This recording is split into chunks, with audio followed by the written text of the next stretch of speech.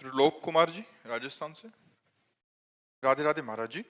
महाराज जी, मैं कर्म में विश्वास रखता हूँ और आपको यूट्यूब माध्यम से 1 साल से सुन रहा हूँ। महाराज जी, मेरा प्रश्न है कि रामायण में एक बताया गया है कि कर्म प्रधान विश्व करी राखा, जो जस करहि तो तस फल चाखा, और सकल पदार्थ ही है जग माही, कर्महीन नर पावत नाही। तो महाराज जी, एक तरफ कहते हैं कि होई है सोही जो राम रचि राखा। तो केवल कर्मय तक सीमित रहना चाहते हो क्या? केवल कर्मय तक करना चाहते हो क्या? तो कर्म दो ही प्रकार के होते हैं, शुभ कर्म और अशुभ कर्म, और इनकी दोनों की गति बस नरक, स्वर्ग और मृत्यु लोक। तो दुर्गति से बचोगे क्या कर्म करके? सत्कर्म करना है, भगवत कर्म करना है, भगवान के अधीन होकर के कर्म करना है, श्री कृष्ण अनुकूलेन कर्म करना है, प्रतिकूल से विसर्जनम करना है, भजन करना है, परोपकार करना है, माता पिता की सेवा करनी है, पुत्र परिवार आदि का पालन करना है, और ये सब कर्म भगवान को अर्पित करके भगवत प्राप्ति करनी है। अगर भगवत प्राप्ति नहीं तो शुभ अशुभ कर्मों के पचड़े में तो पूरा संसार फंसा हुआ है। सब संसार कर्म कर रहा है, तुम ही थोड़ी कर्म कर रहे हो। बिना कर्म किए कोई एक क्षण भी नहीं रह सकता। तो सब कर्म कर रहे हैं, शुभ कर्म बन रहे हैं, अशुभ कर्म बन रहे हैं। शुभ का फल सुख मिल रहा है, अशुभ का फल दुख मिल रहा है। दुख सुख की इसी पचड़े में सब फंसे हुए हैं। तो को मानो दे इसी के लिए मिला है क्या? केवल कर्म करते हुए सुख और दुख का भोग करना। मानव देह का फल मिला है, सुख दुखे समय कृत्वा लाभा लाभो जया जयो। सुख दुख में समान भाव करते हुए, लाभ अलाभ में, जय पराजय में समान भाव करते हुए परमात्मा प्राप्ति करने के लिए, परमात्मा प्राप्ति करने के लिए शुभ अशुभ दोनों कर्मों का नाश करना होता है। शुभ अशुभ दुर्ग विध्वंस बल तब जयति जयति जग उच्चरे। शुभ अशुभ दोनों कर्मों का जब नाश होगा तब भगवत प्राप्ति होगी। अब ये आता है, ये कला आती है दोनों कर्मों का नाश करने की। वो है हुई है सोई जो राम रचि राखा, को करी तर्क बढ़ावे साका। वही होता है जो भगवान ने रच रखा है। तो अब भगवान ने हमें मानव देह रच रखा है, भगवान के हम अंश हैं। अब हम भगवान का भजन करके शुभ अशुभ का नाश करके भगवत प्राप्ति करेंगे। कर्मों के क्या, कर्म तो सब जीव कर रहे हैं। कौन सा ऐसा जो कर्म विहीन हो? कुछ पाप कर्म हो रहे हैं, कुछ पुण्य कर्म हो रहे हैं, लेकिन कर्मों के ऊपर जो उठे तब तो बात बने। मनुष्य जीवन केवल कर्मों में ही फंसे रहने के लिए थोड़ी है। कर्म समर्पण करके कर्म योग करने के लिए है। कर्म योग के द्वारा भगवत प्राप्ति करो, भक्ति योग के द्वारा भगवत प्राप्ति करो, ज्ञान योग के द्वारा भगवत प्राप्ति। ये योग प्राप्त करने के लिए मानव जीवन है। समझ पा रहे हो आप? अखिलेश मिश्रा जी काशी से। श्री हरिवंश गुरुदेव, आपके चरणों में कोटि कोटि प्रणाम। महाराज जी, वापसी की तैयारी कब व कैसे की जाए? देहाभिमान पूर्णता गलित कैसे और कब होगा? देखो,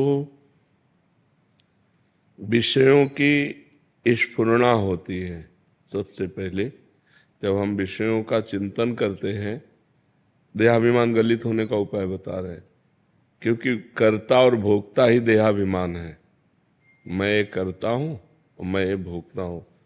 तो अंतःकरण में विषय स्फुरना होती है, मन में बुद्धि उसका निश्चय करती है, चित्त उसका चिंतन करता है। विषय स्फुरना में अगर हमारी थोड़ी भी प्रीति हुई तो संकल्प बन जाता है। संकल्प में प्रीति होने से वो कामना बन जाती है, और कामना से क्रिया होती है। क्रिया में सुख भोगने की लालसा होती है। तो कर्ता और भोक्ता भाव देहाभिमान है। हम ऐसा भजन करें कि स्फुरना को ही नष्ट कर दें। स्फुरना संकल्प न बनने पावे, संकल्प कामना न बनने पावे, कामना क्रिया में न उतारने पावे। जितने भी भोग सुख हैं वो सब क्षणिक हैं, सब नाशवान हैं। शरीर निर्वाह के लिए मैं शरीर नहीं हूँ। शरीर निर्वाह के लिए हम केवल विषय सेवन करें, और शरीर का जो धारण करने का लक्ष्य है वो भगवत प्राप्ति है। इसलिए एक क्षण भी नाम का अंतराय न रह जाए। हर क्षण नाम चलता रहे, जिससे स्फुरना ही न बने, संकल्प ही न बने, कामना ही न बने, क्रिया ही न बने। तो हमारी सुख भोगने की लालसा और कर्ता भाव, मैं ये करता हूं, मैं ये क्रिया की और उससे ये सुख भोगा, ये दोनों भाव जितने क्षीण होते जाएंगे उतना अभिमान गलित होता जाएगा। निरंतर नाम, खूब डट के भजन, और आहार उतना ही जितने से हमारी शरीर प्रक्रिया चल जाए। आहार का साधना में बहुत बड़ा रोल है। अगर हम बाजारी आहार ज़्यादा पाएंगे तो रजोगुण और तमोगुण रहेगा, सतोगुण नहीं रहेगा। अगर हम सात्विक आहार पाएंगे तो रजोगुण तमोगुण का नाश हो जाएगा और सात्विक प्रवृत्ति भजन में रहेगी। और जितना भजन में सात्विक प्रवृत्ति रहेगी उतने देहाभिमान गलित होता जाएगा।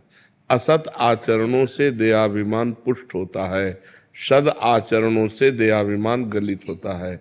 जितना मन मलिन होता है उतना देहाभिमान पुष्ट होता है, जितना मन निर्मल होता है उतना देहाभिमान गलित होता है। जितना संसारी पुरुषों का संग करते हैं देहाभिमान पुष्ट होता है, जितना संत पुरुषों का संग करते हैं देहाभिमान गलित होता है। ये हमें सावधानियां रखनी है और हमें ऐसे चलना है। नाम एक तार चलाना है, स्फुरना ही ना होने पावे मन में विषय की, कामना की, क्रिया की स्फुरना ही ना होने पाए। और क्रिया करना ही है हमको। जैसे आप ऑफिसर हो तो अपने डिपार्टमेंट में आपको कार्य करना है, तो सब में भगवत स्वरूप देखते हुए अपने कर्तव्य के अनुसार व्यवहार करते हुए बिल्कुल निरपेक्ष रहते हुए, करते हुए भी नहीं कर रहे हैं, नहीं करते हुए भी कर रहे हैं। इस स्थिति में जब तक हम नहीं आएंगे तब तक देहाभिमान गलित नहीं होगा। नाम खूब जप करो, पवित्र आहार अल्पाहार करो और इतना भजन करो कि स्फुरना ही किसी कामना की न होने पावे। और अपने कर्तव्य का ज्ञान रखो कि हमारा जो पद है उसके अनुसार हमें समाज में क्या व्यवहार करना है, उसमें अपराध न बनने पावे। तो इसी से भगवत कृपा से देहाभिमान गलित होकर यंत्रवत क्रियाएं हो रही, करता आप नहीं है। जैसे इनके शरीर की क्रियाएं हो रही आप करता अपने को नहीं मानते, ऐसे इस शरीर की क्रियाएं हो रही तो आप अपने को करता नहीं मानते। जैसे इनके पाप पुण्य के आप अधिकारी नहीं हैं, ऐसे जो अकर्ता पुरुष है, जो समदर्शी पुरुष है, वो अपने शरीर के पाप पुण्य का अधिकारी नहीं होता, वो मुक्त हो जाता है। जिसका देहाभिमान गलित हो गया उसके द्वारा पूरे संसार की हत्या हो जाए तो पाप नहीं लगेगा, पूरे संसार का भंडारा हो जाए तो कोई पुण्य नहीं लगेगा। देहाभिमान रहित महापुरुष के द्वारा जो सत्क्रिया होती है वो यंत्रवत भगवान के द्वारा होती है, तो वो भगवत स्वरूप हो जाता है जिसका देहाभिमान गलित हो जाता है। तो उसके लिए प्रक्रिया ये कि खूब नाम जप करो और सावधानी ये रहे कि विषय स्फुरना न होने पाए। स्फुरना हो जाए तो संकल्प ना बनने पावे, संकल्प बन जाए तो क्रिया न बनने पावे, और क्रिया हो तो सावधान हो जाए। अब वो फंसा लेगी क्रिया, क्रिया में उतर गया तो फिर कर्ता भाव से फंसा लेगा, और जहाँ कर्ता भाव है तो भोक्ता भाव अपने आप उसे भोगना पड़ेगा। अवश्य में वो भोक्तव्यम कृतम कर्म शुभाशुभम, शुभ अशुभ कर्म का कर्ता फल को जरूर भोगेगा, उसका सुख दुख फल भोगेगा। अहंकार विमूढ़ आत्मा, मूढ़ता में अहंकार होता है, ज्ञान में अहंकार नहीं होता है। तो ये ज्ञान रखो, हर समय सावधान रहो, खूब नाम जप, बस खास बात नाम जप है। जितना नाम जप करोगे उतने ज्ञान विज्ञान प्रकट होता चला जाएगा, अहंकार गलित होता चला जाएगा। समझ पा रहे आप? मोहन गुप्ता जी सूरत से।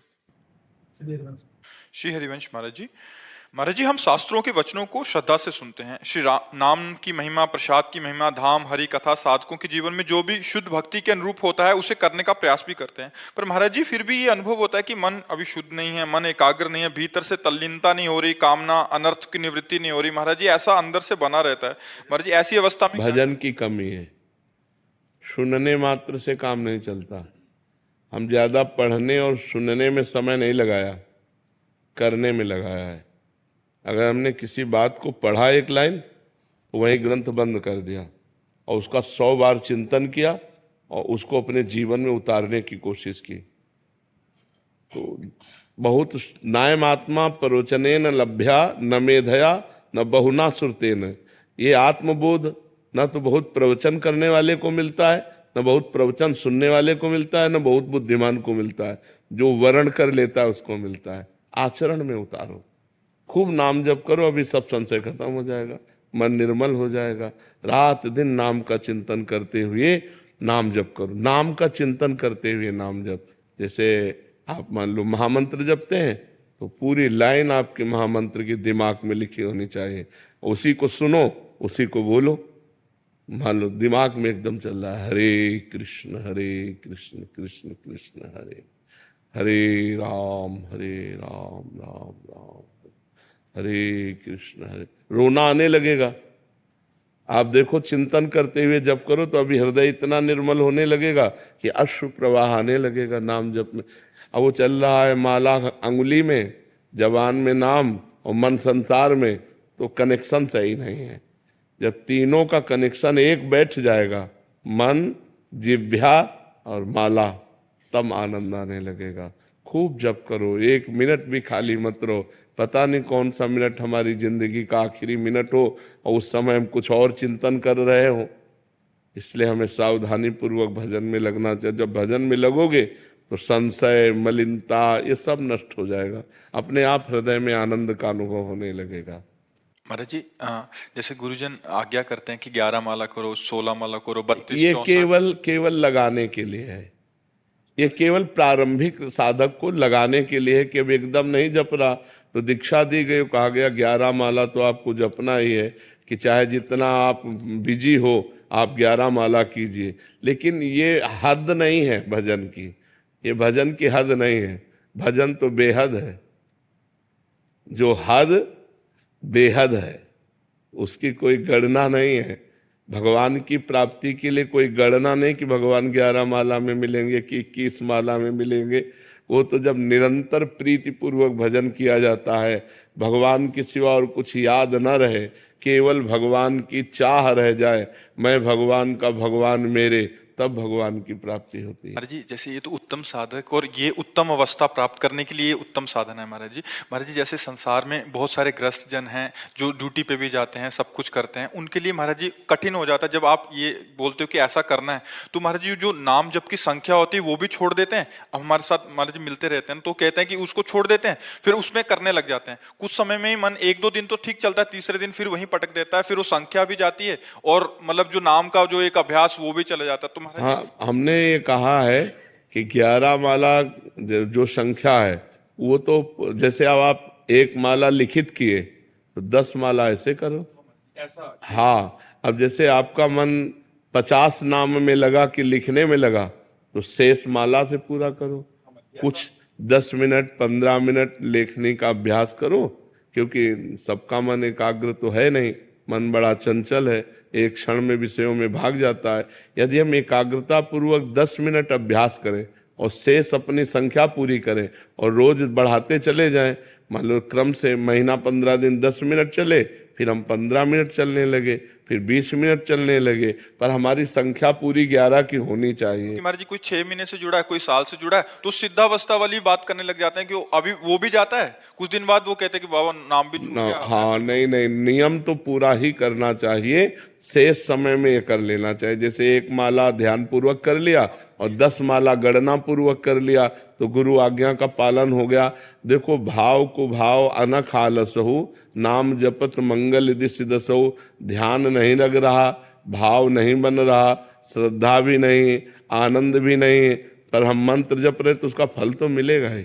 ये तो भगवत प्राप्ति के लिए आगे बढ़े हुए पुरुषों की बातें हैं, लेकिन प्रारंभिक साधकों को तो गणना से ही चलना होगा, नहीं वो भी छूट जाएगा, मन भजन में लगेगा नहीं। इसलिए प्रारंभिक साधकों को गणना दी जाती कि आपको 11 माला करनी ही है, तो उनको करना ही चाहिए। 10 मिनट 5 मिनट अलग से समय निकालने 24 घंटे में, जो लेखनी वाला मंत्र है, लेखनी वाला नाम है, वो प्रक्रिया करें, शेष समय 11 माला अपने पूरे कर जब लें। आप महाराज जी नाम की महिमा आदि सुनाते हैं तो काफी साधक कहते हैं कि बाबा हमें कोई नियम दे दीजिए कि हम 50,000 रोज राधा नाम जप करेंगे, मतलब नियम से करेंगे और आपको चेक कराएंगे।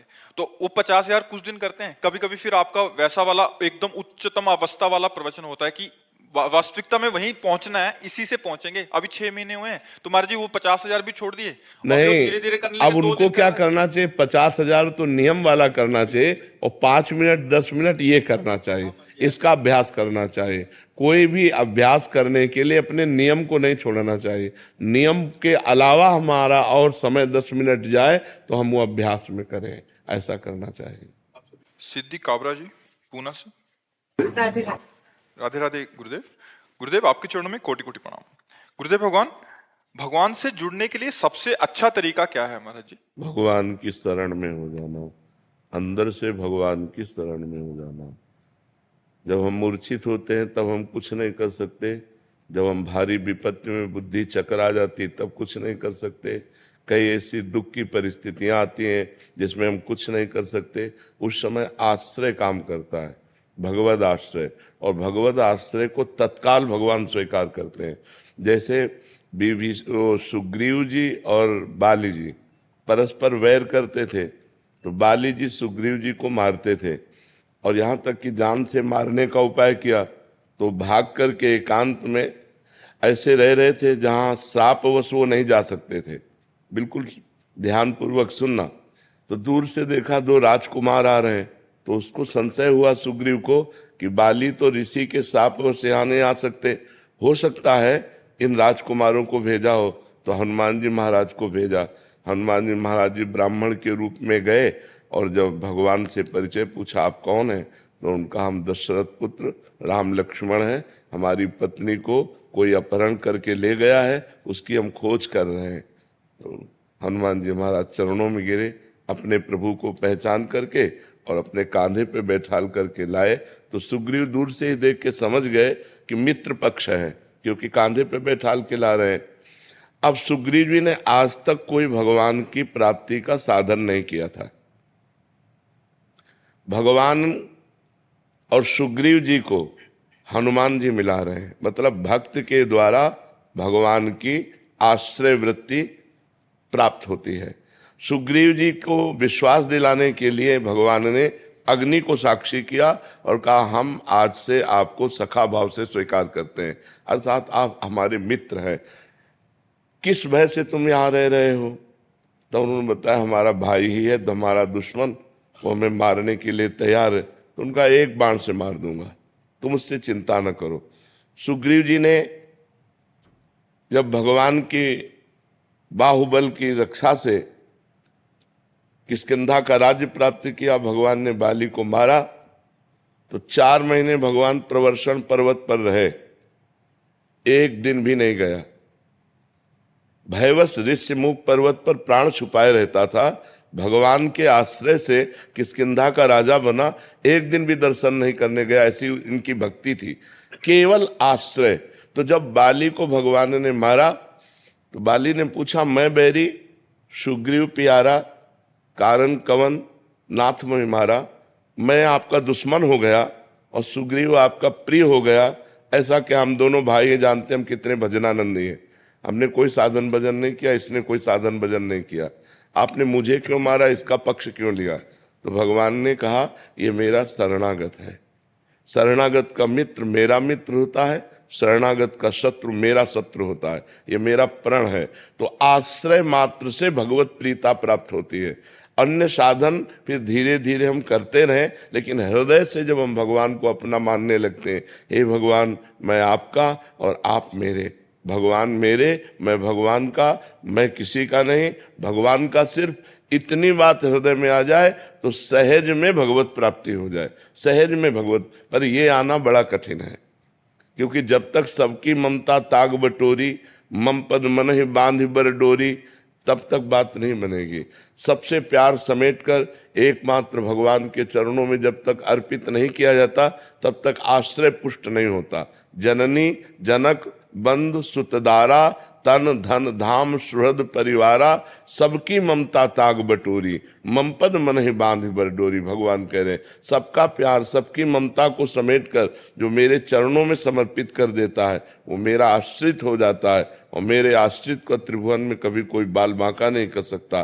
फिर उसके हृदय में भगवान की भक्ति के प्रभाव से शुद्ध ज्ञान प्रकट होता है, माया मल का नाश हो जाता है, वो मुक्त हो जाता है, भगवान के प्रेम को प्राप्त हो जाता है। शुभ्रा सोनी जी भोपाल से। श्री हरिवंश महाराज जी, संतोष और संयम की रेखा क्या है? अपने जीवन में संतोष और संयम कहां तक रखना चाहिए? संतोष रखने की चीज नहीं होती, वो एक स्थिति होती है। जब आवे संतोष धन, सब धन धूरि समान, गोधन गजधन बाजधन और रतन धन खान, जब आवे संतोष धन सब धन धूरि समान। यथा लाभ संतोष सदा, काहू सो कछु न चाहोगे, कभी किसी से चाह उत्पन्न ना हो, ये संतोष की रेखा है। जैसी परिस्थिति में हो उसी में मैं राजी हूं। जोई जोई प्यारो करे सोई मुहि भावे। जैसे मुझे भगवान रख रहे हैं उतने में मैं संतुष्ट हूं। मैं किसी व्यक्ति के आगे चाह नहीं पैदा कर सकता, इसका नाम संतोष है। और संयम, धर्म विरुद्ध भोग नहीं भोग सकता चाहे मर जाऊं। जैसे श्री सदन कसाई जी जगन्नाथ जी की यात्रा को जा रहे थे, बहुत ही महान पुरुष, पर वो कसाई कुल में जन्म हुआ था। इनका स्वरूप था ये पशुओं का मांस ला के बेचते और धर्म पूर्वक चलते हो, भगवान का नाम जप करते, बड़े महान भक्त थे। देखो इनके धर्म की परीक्षा हुई। ये जगन्नाथपुरी जा रहे थे दर्शन करने, तो रास्ते में भिक्षावृत्ति से, भगवान के भक्त थे, तो एक घर में आवाज लगाई भिक्षाम दे। तो एक नववधू निकली। और ये ब्रह्मचर्य का एक तेज होता है, भागवतिक भजन करने वालों में एक प्रकाश होता है जो सबको प्यारा लगता है। ऐसा लगता है ये हमसे बात कर लें, ये हमारी तरफ देख ले और ये हमारे बहुत प्रिय है, ऐसा सबको लगता है। जो सच्चे भजन मार्ग के पथिक होते हैं वो अपने लगते हैं। ऐसा लगता है कि काश मैं इनके संग में रह पाता। ऐसा उस नववधू ने जे भी देखा वो लुट गई। उसने कहा यहीं पा लीजिए। अब संत सरल चित जगत हित, वो बैठ गए। संध्या का समय था, प्रसाद तो आए। भगवान की इच्छा, संतों में तो रहता ना भगवान की इच्छा, जैसे महलों में रखे चाहे झोपड़ी में बास दे। उस स्त्री ने हाथ जोड़ा और कहा महाराज जी अगर रात्रि यहीं शयन कर लो और सुबह आप, तो बड़ी श्रद्धा देखी तो ठीक है। अब रात्रि में जब शयन की स्थिति में, तब वो आकर अपनी काम वेदना प्रकट की। तो उनका देवी आपके पति हैं, आप ऐसी चेष्टा करते हैं। उसका उल्टा दिमाग चला कि मानो ये कह रहे हैं आपके पति, अगर पति ना होते तो उसने अपने पति की हत्या कर दी सोते हुए।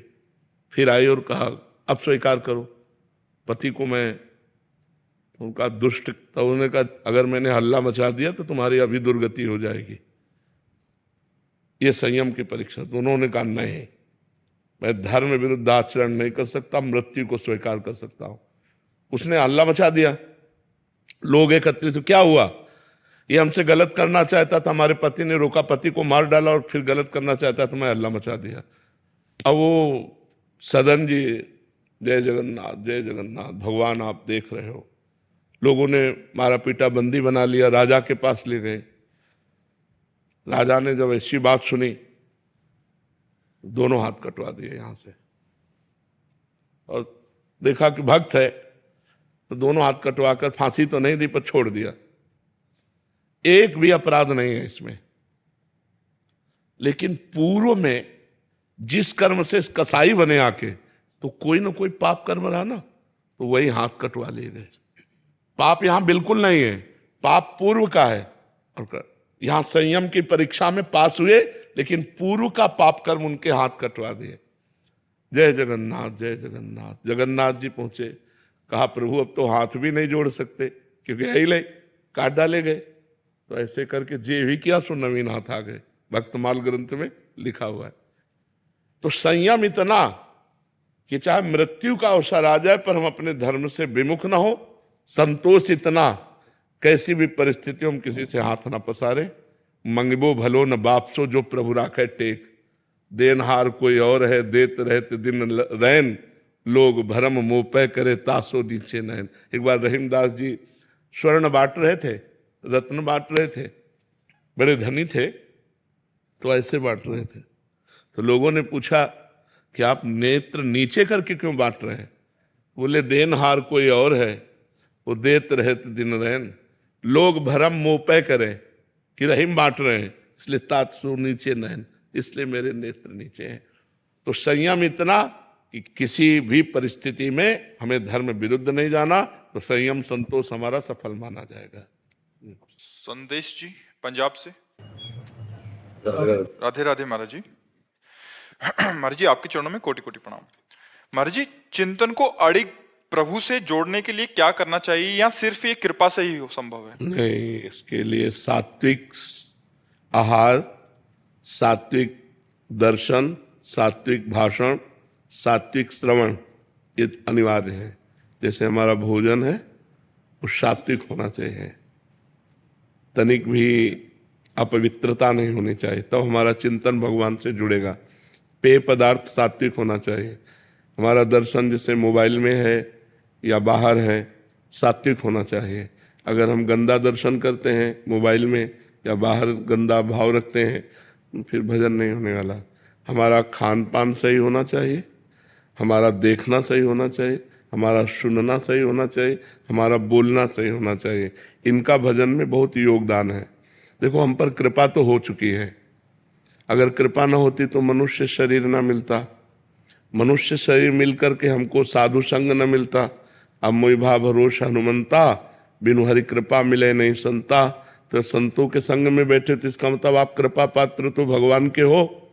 अब आपको प्रयास करना पड़ेगा कि आपका खान पान जो भी है वो बहुत पवित्र होना चाहिए, भगवान को अर्पित किया हुआ पवित्र भोजन, पवित्र विचार, पवित्र दर्शन, और कोशिश करें पवित्र लोगों का संग।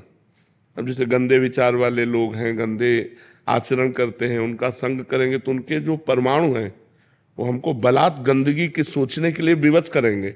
गंदी क्रियाओं का हमारे अंदर चिंतन होने लगेगा, गंदी बातें हमें अच्छी लगने लगेंगी।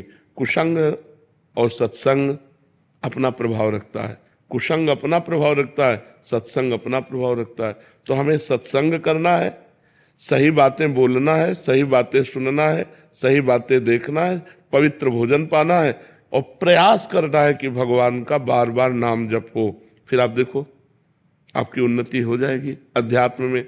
अब गंदा भोजन, गंदे विचार, गंदा दृश्य जो मन आया और टीवी में देख लिया, मोबाइल में देख, वो चिंतन हमारे अंदर जैसे सीसी कैमरा होता है ना, वो सब कवर करता रहता है, बिना खींचे खींच जाता है। ऐसे ही मन में भगवान की तरफ से सीसी कैमरा है, वो जो देखता है, जो सुनता है, जो बोलता है, वही सब खींच लेता है। और जब आप भजन में बैठोगे तो वही सब दिखाएगा आपको। तो लगता है यार, भजन के पहले तो इतना गंदी बात नहीं आती थी, जब हम भजन करने लगे तो कितनी गंदी बात आती। तो हमको अपने सीसी कैमरे के सामने गंदी बातें नहीं लानी, गंदे दृश्य नहीं सोचना, गंदी क्रियाएं नहीं करना, तब भजन मार्ग बड़ा पवित्र मार्ग है। देखो, आपका शरीर पवित्र, आपका वस्त्र पवित्र, आपके विचार पवित्र, तो परम पवित्र भगवान का भजन बनेगा। ऐसे भजन में कहाँ फिर रुचि हो पाएगी। पापवंत कर सहज स्वभाव, भजन मोर ते भाव न काऊ। मनुष्य जीवन मिला है ऊंचाई पर चढ़ने के लिए, क्योंकि 83,99,999 से 99 योनियों में सबसे ऊंचाई पर है, टॉप पे ये मनुष्य देह। अब अगर यहाँ से गिरे तो सुअर, कुत्ता, नाली के कीड़ा, भूत प्रेत क्या बनना पड़ेगा कुछ पता नहीं। तो इससे ऊपर उठना है, इससे ऊपर उठना, भगवान की प्राप्ति करना, या हमारा फिर जन्म हो और परम पवित्र भारत देश में ही हो और हम भगवान का भजन करें, हम अपने राष्ट्र की सेवा करें, कोई ऐसा पद मिले जिससे निर्विकार होकर, प्रलोभन भय छोड़कर हम समाज की सेवा करें, भगवान का नाम जप करें। अब इससे नीचे न गिरे, सुअर कुत्ता न बने, नाली के कीड़ा न बनना पड़े, हमको ऐसे योनियों में न जाना पड़े। इसलिए नाम जप अनिवार्य है, इसलिए परोपकार अनिवार्य है। और ये नाम जप परोपकार तभी हो सकता है जब आपकी बुद्धि शुद्ध होगी। तो बुद्धि शुद्ध होने के लिए भोजन शुद्ध, जैसा खाओ अन्न वैसा बने मन, जैसे पियो पानी वैसी बने वाणी। अब पिए शराब, खाए मांस, गंदे आचरण करे और सोचे कि अध्यात्म में हम चल लेंगे, कदापि नहीं। जो पह दुष्ट हृदय सोई होई, मोरे सन्मुख आओ कि सोई। यदि वो दुष्ट हृदय है वो भगवान के मार्ग में नहीं चल सकता। भोगेश्वर प्रसक्ता नाम तया प्रहत चेतसाम, व्यवसायत्मिका बुद्धि समाधो न विधीयते। जो भोग ही नाना प्रकार के पदार्थों के ही भोग और संग्रह में लगा हुआ है, वो कभी भगवत प्राप्ति करना ऐसा सोच भी नहीं सकता। भगवान कह रहे हैं तो हमें मनुष्य जीवन मिला है तो हम पवित्र आहार करें, पवित्र आचरण करें और परम पवित्र भगवान का चिंतन करें। महाराज जी, पर पशु की योनि जो होती है वो दंडित के मतलब वो योनि जो होती केवल कर्म भोग है, नवीन कर्म नहीं कर सकते आप। जो आपका प्रारब्ध भोग है उसे वही भोगना होगा, इसके आगे नहीं। तो बट वो जो पशु होते हैं वो दंड, ऐसा तो नहीं होता उनको कोई पिछले जन्म में कोई दंड मिला हो और इस वजह से वो इस बार पशु बने? तो दंड तो हर योनि दंड ही तो है। केवल एक मनुष्य योनि है जिसमें आपको छूट है, जो चाहो कर सकते हो, जो चाहो कर सकते हो। आप देवता बन सकते हो, आप नारायण का भजन करके नारायण में तन्मय हो सकते हो, आप राम जी का भजन करके राम जी में तन्मय हो सकते हो, जो चाहो। हर पशु पक्षी जो 83,99,999 योनियां वो कुछ नहीं कर सकते, केवल अपना भोग भोग सकते हैं कर्म का। जो हमने मनुष्य जन्म, हमारे कोई पहला मनुष्य जन्म थोड़ी है, असंख्यों बार हो गए, जो कर्म किए वो भोगना पड़ेगा। फिर भगवान ने अब चांस दिया कि मिटा लो साले कर्मों को, भजन करके परोपकार करके अपने अशुभ कर्मों को मिटा दो। तो हम भूल गए, फिर यहाँ आ गए, वही लड़का बच्चा, पढ़ाई लिखाई, रुपया पैसा, खान पान, मौज मस्ती, फिर मर गए, फिर वही सुअर कुत्ता बने जाकर के, फिर नाना प्रकार की भोग योनियां। पर महाराज जी, जैसे देखा है कई बार लोग अत्याचार करते हैं पशु पे, वो कहते हैं कि क्योंकि ये इनको हाथ लगाना पाप है, तो क्या ये सोच समाज की? नहीं, पशु को हाथ लगाना पाप नहीं, ऐसा नहीं है, कभी कहीं किसी शास्त्र में ऐसा नहीं लिखा। बर्ताव व्यवहार मर्यादा के अनुसार करना है। हम कह रहे हैं पशुओं के साथ व्यवहार करो, प्रिय व्यवहार करो, मित्रवत व्यवहार करो, लेकिन एक सीमा तक करो। देखो अलग अलग मर्यादा है। जैसे हम गौ के मूत्र का अपने हिंदू लोग पवित्र मानते हैं, गाय के गोबर को लीपते हैं, लेकिन कुत्ते के गोबर को तो नहीं लीप सकते। हर पशु की एक अपनी मर्यादा है, हम उस मर्यादा से चलें। जो हमारी गाय के प्रति श्रद्धा है वही हम खान पान के सब जीवों के प्रति रखें, लेकिन बर्ताव अलग अलग है, बर्ताव में भेद है। तो हमें लगता है कि पशुओं से प्यार करे, पर मर्यादा के अनुसार करे। प्यार जरूर करे। ये आज पशुओं से प्यार ही तो नष्ट हो गया है, तभी बकरा मुर्गा गाय भैंस लोग काट काट के खा रहे हैं। ये राक्षसीपन है, बड़ी दुर्गति होगी ऐसे लोगों की। तो काल भगवान अपना कभी नाम नहीं घोषित करते। बोले क्या हुआ, बोले दिल फेल हो गया, क्या हुआ एक्सीडेंट हो गया, क्या हुआ उसने मार दिया। कभी काल को कोई नहीं कहता, वो काल मिटिया मेट करता रहता सबको।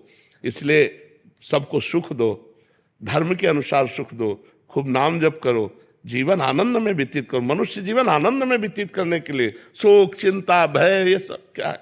तो हमारी बुद्धि निर्णायक सही हो जाए, इसलिए हमें नाम जप अनिवार्य है, पवित्र भोजन अनिवार्य है, पवित्र आचरण अनिवार्य है। इसके बिना भजन नहीं हो सकता, और भजन के बिना जीवन पशुवत है, पशुवत।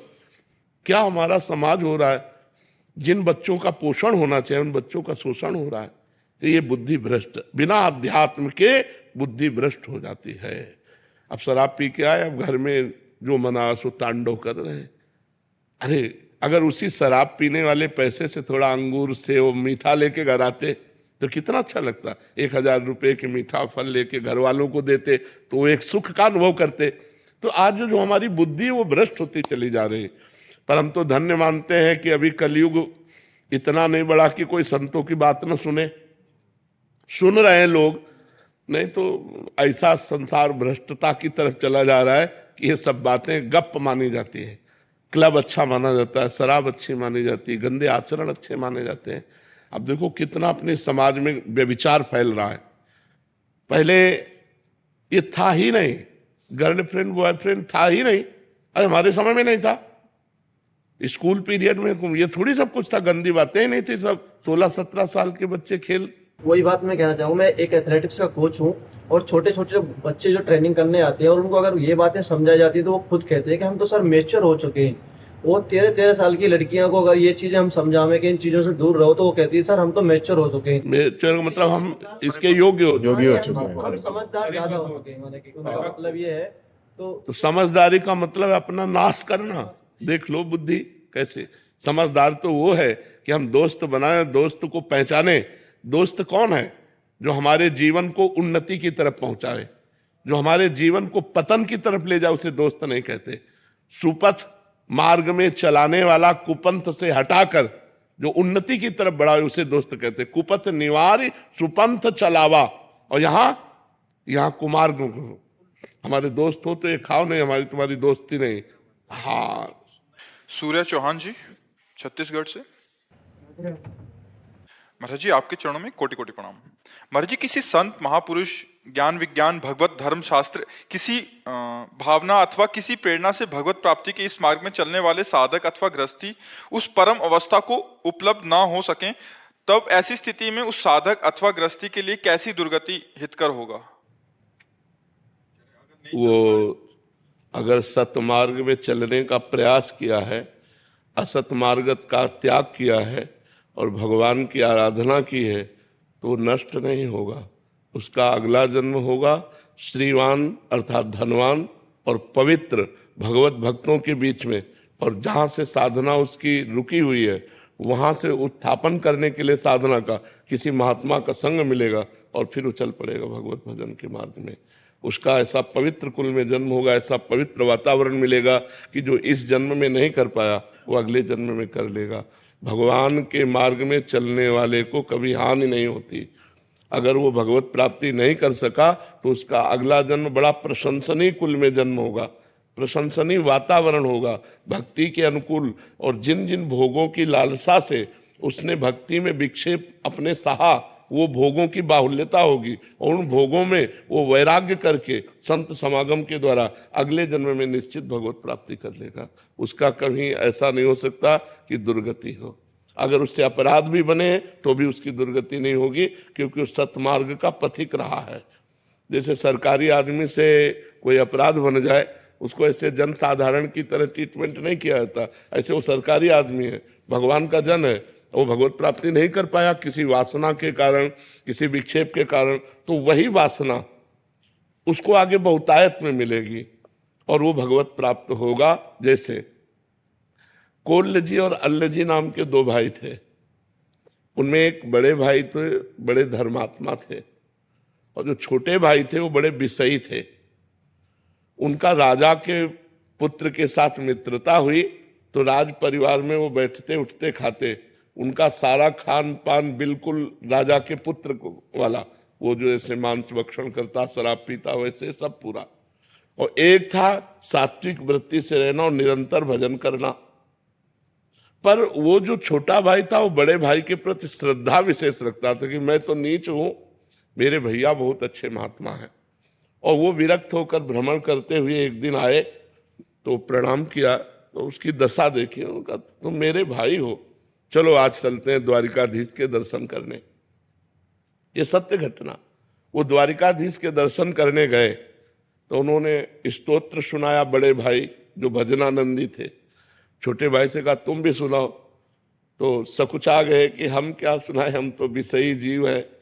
पर एक पद ब्रज लीला का याद था उनको कहीं से, तो उन्होंने ठाकुर जी को, द्वारिकाधीश को ब्रज लीला का पद सुना। जे ही पद सुनाया तो ठाकुर जी बोले वाह वाह वाह, आवाज आई। उनके भाई के हृदय में जलन हुई कि जीवन हो गया, पद सुनाते हो कभी वाह नहीं बोले, और हम जानते हैं कैसे आचरण का है और ये वाह बोल दिए।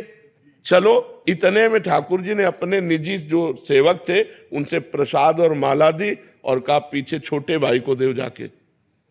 वो गए तो उन्होंने कहा कि आपको प्रसाद दिया है। तो उन्होंने कहा भैया को दिया होगा, क्योंकि भजनानंदी त्यागी तपस्वी तो भाई हैं, हम तो पापी जीव हैं, विषयों में लगे हुए हैं। तो उनका नहीं, भगवान ने आपका नाम कह के दिया है।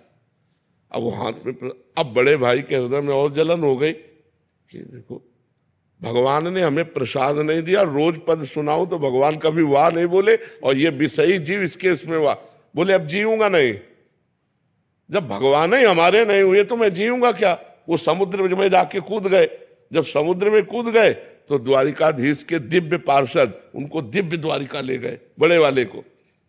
अब कुछ तसल्ली हुई। जब द्वारिकाधीश के दर्शन किए, द्वारिकाधीश जी ने कहा लाओ प्रसाद पाओ। वहां 2 पत्तल डाले गए, तो उसने कहा 1 पत्तल किसका? बोले तुम्हारे भाई का। अब और जलन हो गई कि यहां भी उसकी पहुंच है। अब वो अंदर से भगवान से बोले कि प्रभु अब सहा नहीं जा रहा। वो पाप करता है, राजसिक भोगों को भोगता है, और मैं जीवन भर भजन करता रहा। तो भगवान ने कहा इस जन्म में तुम भजन शुरू कर रहे हो, तुम्हें पता है ये कितने जन्मों का मेरा भगत है? ये पीछे जन्म में वैरागी संत था, हृदय से मेरी भक्ति करता था। एक दिन जंगल में रुका हुआ था तो देखा राजा की सवारी रुकी, तो राजा का वैभव देखकर इसको लगा कि यार भोगों में सुख है, तो इसी लालसा ने इसे भगवत प्राप्ति नहीं होने दिया। अब आकर के ये राजपुत्र के साथ भोग भोग रहा है, लेकिन ये पुराना भजनानंदी हमारा है। तो समझ रहे, तब उनको समझ में आया। तो वर्तमान में यदि हमारी कोई वासना हमें भगवत प्राप्ति से रोक देगी तो अगले जन्म में उस वासना की बहुतायत होगी और भगवान की कृपा होगी और भगवत प्राप्ति होगी। वो छिन्न भिन्न नहीं हो जाएगा, नष्ट नहीं हो जाएगा, क्योंकि भगवान का नाम जैसे हमने एक बार बोला राधा, अभी अविनाशी है, अभी भगवान की बैंक में जमा हो गया। अब हमसे कोई पाप बनेगा तो हमें दंड मिलेगा, लेकिन वो राधा नाम जो जमा है वो हमारा कल्याण कर देगा। इसीलिए सबसे कहते हैं नाम जप करो, भगवान के मार्ग में चलो, इससे तुम्हारा कभी अमंगल होने वाला नहीं। मंगल भवन अमंगल हारी है। हाँ, भगवान मंगल भवन है जी। श्री हरिवंश महाराज जी 8 मई को हितोत्सव है। हमारे आचार्य हरिवंश महाप्रभु जी का चरित्र इतने विस्तृत रूप से पहले उपलब्ध नहीं था। तो महाराज जी हरिवंश महाप्रभु जी का चरित्र साधकों ने पूरा अलग अलग ग्रंथों से, अलग अलग वाणियों से, चाचा वृंदावन दास जी महाराज जी और भी जो हमारे रसिक संत हुए हैं महाराज जी, उनकी वाणियों से, जो पदों से जो विस्तृत जानकारी मिली महाराज जी, उसके आधार पर महाराज जी पूरा उसका उनके जन्म से लेके महाराज जी की लीलाओं में और उनके भक्तजनों का पूरा इसमें बहुत विस्तृत और बहुत सुंदर ढंग से, बहुत सुंदर ये जन्म खंड है पूरा महाराज जी, जब पूरे यहाँ तक की लीलाएं हैं। और फिर देववन खंड पूरा है इसमें। वृंदावन में जब आए, फिर वहाँ कहाँ कहाँ उन्होंने प्राकट्य किया, कहाँ कहाँ, और भक्तों से जो भक्त उनके समकालीन थे महाराज जी। ये क्या महाराज जी अपने शरणागत परिकर और भी जो हमारे रस वासनों को समझना चाहते हैं उनके लिए बहुत लाभप्रद रहेगा महाराज जी। पूरा साधकों ने ही पूरा किया महाराज जी आपके प्रवचनों के आधार पर महाराज जी। बिल्कुल, बहुत सुंदर, बहुत सुंदर।